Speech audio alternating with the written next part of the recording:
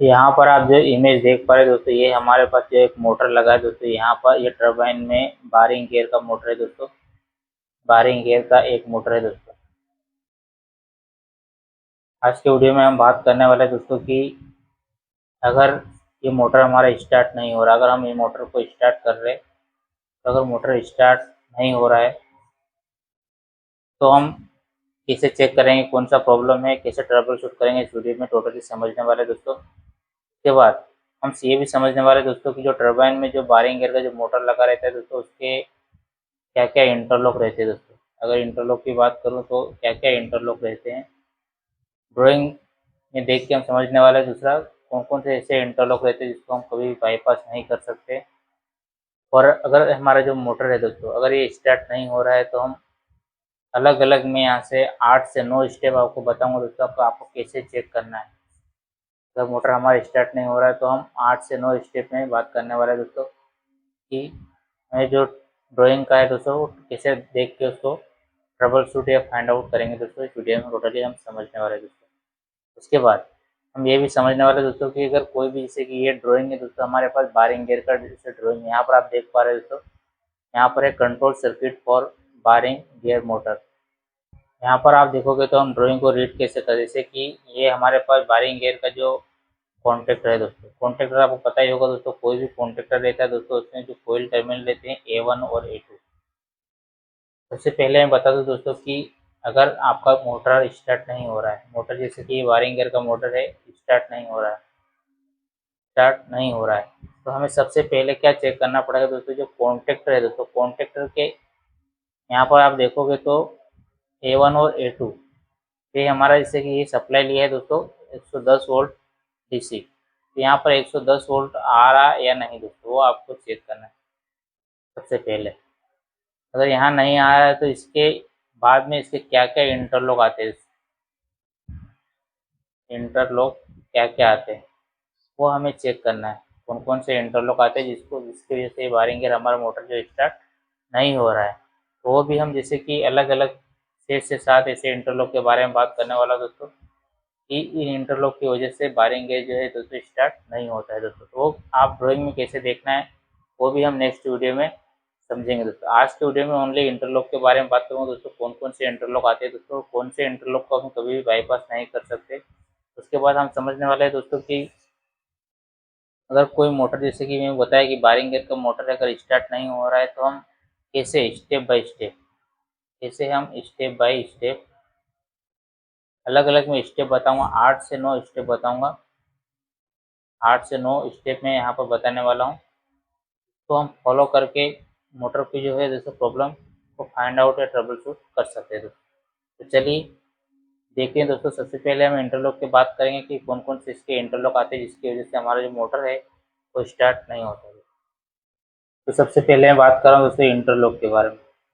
Interlock की बात करूँ दोस्तों तो सबसे जो पहला जो इंटरलॉक आता है दोस्तों वो होता है हमारा बारिंग gear interlock start stop.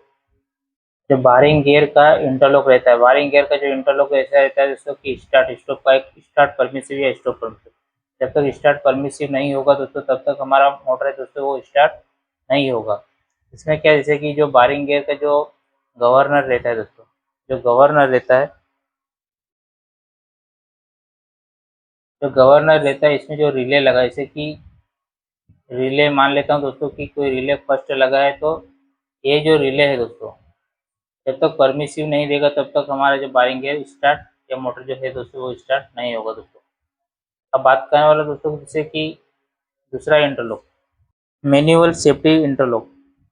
Manual safety जो इंटरलॉक रहता है उसमें क्या रहता है दोस्तों, जब टरबाइन के आप देखोगे तो मैनुअल जो हैंडल रहता है दोस्तों वो भी इंटरलॉक रहता है दोस्तों। तो वो आपका हेल्दी कंडीशन में होना चाहिए दोस्तों, तभी हमारा, जैसे कि अगर आप ट्रिप की कंडीशन में होगा तो बारिंग गियर स्टार्ट ही नहीं होगा। तो वो हमारा हेल्दी होना चाहिए तो ही हमारा बारिंग गियर का जो मोटर है वो स्टार्ट होगा दोस्तों। तीसरा इसका जो इंटरलॉक है वो है दोस्तों lube oil pressure interlock. Lube oil का प्रेशर जो रहता है दोस्तों, जैसे कि अगर 2 kg है तो 2 kg आपका रहना ही चाहिए दोस्तों। 2 kg से अगर कम होगा तो जो बारिंग गियर का जो मोटर है वो स्टार्ट नहीं होगा दोस्तों। ये इसका मेन इंटरलॉक रहता है दोस्तों। तो तो आपका जो ल्यूब ऑयल प्रेशर है वो 2 kg प्रेशर होना ही चाहिए, तो ही आपका मोटर है दोस्तों वो स्टार्ट होगा, अन्यथा नहीं होगा दोस्तों। उसके बाद टरबाइन स्पीड इंटरलॉक, आपने देखा होगा दोस्तों कि ये भी एक बहुत ही इंपॉर्टेंट इंटरलॉक होता है दोस्तों, टरबाइन का स्पीड इंटरलॉक। इसमें क्या होता है दोस्तों, जैसे कि टरबाइन अभी जैसे कि हमारी अगर 2000 आरपीएम पे भी आरपीएम पे चल रहा है दोस्तों, तो हमारा बारिंग गेयर स्टार्ट नहीं होगा दोस्तों, क्योंकि बारिंग गेयर जो स्टार्ट करने का एक लो स्पीड चाहिए इसको, कम से कम स्पीड होगा। जैसे कि कोई आपने दे रखा हो, जो भी गवर्नर ने प्रोग्रामिंग कर रखा होगा, जैसे कि 150 आरपीएम से नीचे अगर आ जाता है तो ही हमारा बारिंग गेयर क्या होगा, स्टार्ट होगा। तो ये भी बहुत ही इंपॉर्टेंट इंटरलॉक है। अगर आप चाहो कि 2000 आरपीएम पे बारिंग गेयर स्टार्ट हो जाए तो नहीं होगा, वो भी एक इंटरलॉक रहता है। इसका आरपीएम बहुत कम हो, क्योंकि जो मोटर रहता है दोस्तों उसका आरपीएम बहुत कम होता है, तो इससे कि एक जो इसका गवर्नर रहता है दोस्तों उसमें हम प्रोग्रामिंग कर देते हैं पहले से कि कितने आरपीएम पे जो है दोस्तों हमारा बारिंग गेयर स्टार्ट हो जाना चाहिए। तो जैसे कि 150 आरपीएम का बोल दिया तो 150 आरपीएम के नीचे जाएगा तो हमारा जो है दोस्तों बारिंग गेयर स्टार्ट होगा, अन्यथा नहीं होगा दोस्तों। पांचवा और लास्ट जो इंटरलॉक है दोस्तों वो है तो OLR ट्रिक। आपने देखा होगा दोस्तों जो एमसीसी रूम है, एमसीसी जो रूम रहता है वहाँ पर जो मोटर में ओवरलोड रिले लगा रहता है दोस्तों, ओवरलोड रिले अगर ट्रिप है तो भी हमारा वायरिंग गेयर स्टार्ट नहीं होगा, तो इसको रीसेट करना पड़ेगा दोस्तों, इसको रीसेट करना पड़ेगा तो ही वायरिंग गेयर स्टार्ट होगा। अगर ट्रिप हो गया ओवरलोड में तो ये हमारा जो वायरिंग गेयर का जो मोटर है वो स्टार्ट नहीं होगा दोस्तों। बहुत ही इंपॉर्टेंट इंटरलॉक है, 5-6 इंटरलॉक, जैसे कि वायरिंग गेयर मैंने बताया, वायरिंग गेयर का इंटरलॉक स्टार्ट जो भी गवर्नर से परमिशन रहता है और रिलेज वन जो हेल्दी रहेगा तो ये आपका मोटर स्टार्ट होगा। फिर मैंने बताया कि मैनुअल सेफ्टी इंटरलॉक जो हैंडल रहता है जिसके ऊपर ट्रिप कंडीशन में तो स्टार्ट नहीं होगा, वो आपका हेल्दी होना चाहिए। ल्यूब ऑयल प्रेशर 2 kg से कम नहीं होना चाहिए।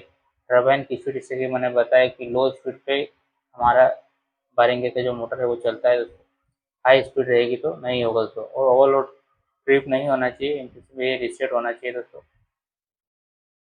इस तरह ये आपके 5 इंटरलॉक बहुत ही इंपॉर्टेंट है दोस्तों। अब बात करने वाले दोस्तों कौन कौन से ऐसे इंटरलॉक है दोस्तों जिसको हम बाईपास कभी भी नहीं कर सकते दोस्तों। सबसे जो पहला हमारा जो नंबर 1 पे अगर मैं बात करूँ तो ये हमारा जो इंटरलॉक है टरबाइन स्पीड इंटरलॉक, इसको कभी भी हम बाईपास नहीं कर सकते। दूसरा हमारा नंबर पे आता है दोस्तों मैनुअल सेफ्टी इंटरलॉक, ये भी बहुत इंपॉर्टेंट है, तो अगर मैन्युअली बाईपास नहीं कर सकते। ओवरलोड रिले तीसरा नंबर पे आता है दोस्तों, वो भी हमारा हेल्दी होना चाहिए, मतलब रिसेट होना चाहिए। इसके अंदर एक और आता है दोस्तों जैसे कि emergency trip logic. Emergency trip logic में क्या रहता है दोस्तों कि इमरजेंसी ट्रिप लॉजिक भी हमारा हेल्दी होना चाहिए, नहीं तो इमरजेंसी ट्रिप अगर कंटिन्यू रहेगा तो भी जैसे कि रिले कोई लगा रहता है दोस्तों यहाँ पर गवर्नर में, जैसे कि रिले मान लेता हूँ 3 नंबर, तो ये आपका हेल्दी होना चाहिए इस कंडीशन में, तो ये आपका वायरिंग का जो मोटर है वो स्टार्ट होगा, नहीं था नहीं होगा दोस्तों। ये कुछ इंटरलॉक थे जिसको हम कभी भी बाईपास नहीं कर सकते। जैसे ल्यूब ऑयल प्रेशर भी, ये भी हम कभी भी बाईपास नहीं कर सकते। जो भी 2 kg प्रेशर है तो आपको 2 kg प्रेशर होना ही चाहिए, नहीं तो वायरिंग का स्टार्ट नहीं कर सकते। अब समझते हैं दोस्तों कि अगर हमारा जो मोटर है दोस्तों, जैसे कि मैंने बताया कि ये हमारे पास जो वायरिंग गेयर का मोटर है, ये मोटर हमारा अभी स्टार्ट नहीं हो रहा, तो हम कैसे चेक करेंगे स्टेप बाय स्टेप। जैसे कि मैंने बताया यहाँ पर मैं 8 से 9 स्टेप आपको बताने वाला हूँ। चलिए देखते हो कौन कौन से स्टेप है दोस्तों। सबसे पहले हम समझेंगे दोस्तों कि फर्स्ट स्टेप फर्स्ट में आपका क्या रहता है। अभी जैसे कि मैंने बताया 110 वोल्ट डीसी सप्लाई आता है कहाँ पे दोस्तों, कॉन्टेक्टर में। कॉन्टेक्टर में तो डायरेक्ट कॉन्टेक्टर में तो नहीं आ रहा होगा दोस्तों, इसके अंदर लगा होगा दोस्तों फ्यूज, तो आपको फ्यूज चेक करना है। जो फ्यूज लगे दोस्तों वो चेक करना, फर्स्ट स्टेप हो गया। स्टेप सेकंड की बात करूँ, step second 110 volt DC supply उसको चेक करना है, मल्टीमीटर की सहायता से चेक करना है कि 110 वोल्ट आ रहा है या नहीं दोस्तों। स्टेप थर्ड की बात करूँ तो जो आपका पुश बटन लगा है, स्टार्ट का पुश बटन, उसमें आपको 110 वोल्टेज चेक करना है वहाँ पर आ रहा है या नहीं दोस्तों। फिर आपको स्टेप 4 की बात करेंगे दोस्तों, तो हमारा जो सिलेक्टर स्विच वो कौन सी कंडीशन में, जैसे कि ऑटो में है, मैनुअल में है या स्काडा में, वो कौन सी कंडीशन में वो आपको देख लेना है। फिर आपको स्टेप 5 की बात करूँ तो जैसे कि मैंने बताया lube oil pressure, lube oil pressure, जो भी प्रेशर स्विच होगा, जैसे कि मान लेते हैं PS 204, ये कोई प्रेशर स्विच है 204, ये आपका हेल्दी होना चाहिए। हेल्दी यानी कि इससे जैसे सेट पॉइंट होगा जैसे कि 2 kg, 2 kg आपका प्रेशर होना चाहिए, 2 kg से कम नहीं होना चाहिए, ये आपको चेक कर लेना है। फिर स्टेप 6 में जैसे कि बताया कि जो भी हैंडल देता है इसको, मैनुअल ये हैंडल, वो हेल्दी होना चाहिए, मतलब ट्रिप कंडीशन में नहीं होना चाहिए। जो भी इसका जो हैंडल रहता है ट्रिप करने का, मैन्युअली ट्रिप करने का जो हैंडल रहता है वो हेल्दी होना चाहिए, ट्रिप कंडीशन में नहीं होना चाहिए, वो आपको चेक कर लेना। उसके बाद आपको स्टेप 7 में हम जाएंगे तो जो गवर्नर रहता है उसका जो रिले, ये रिले भी आपका हेल्दी होना चाहिए। उसके बाद हम स्टेप 8 की बात करेंगे। स्टेप 8 में जैसे कि मैंने बताया ओवरलोड रिले आपका रीसेट होना चाहिए। अगर ट्रिप होगा तो भी हमारा मोटर स्टार्ट नहीं होगा, ये भी आपको चेक कर लेना है कि जो ओवरलोड रिले वो रीसेट है या नहीं दोस्तों। फिर लास्ट में आपको जो मेन इसका जो कॉन्टेक्टर है, जैसे कि मैंने बताया कि ये कोई कॉन्टेक्टर है, लास्ट स्टेप 9 लिख लेते हैं।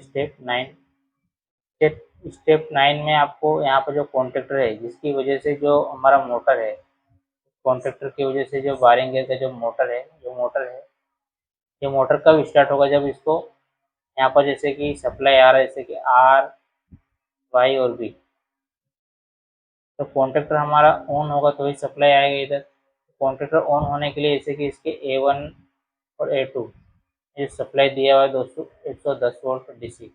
तो यहाँ पर आपकी इनपुट में A1 में यानी कि आपको चेक कर लेना है कि 110 वोल्ट आ रहा है दोस्तों, नहीं। इस तरीके से आपको पूरा मैंने स्टेप स्टेप बताया दोस्तों कि स्टेप 1 स्टेप 2 ऐसे करके मैंने टोटल 9 स्टेप बताए दोस्तों। इस तरह से आपको स्टेप बाय स्टेप आपको चेक कर लेना है दोस्तों कि हमारा जो मोटर है वो स्टार्ट क्यों नहीं हो रहा है दोस्तों। तो चलिए मिलते हैं नेक्स्ट वीडियो में दोस्तों। जैसे कि मैंने बताया कि नेक्स्ट वीडियो में हम ड्राइंग के हिसाब से समझने वाले हैं दोस्तों। यहाँ पर आप देखोगे दोस्तों ये सिलेक्टर स्विच लगा हुआ है।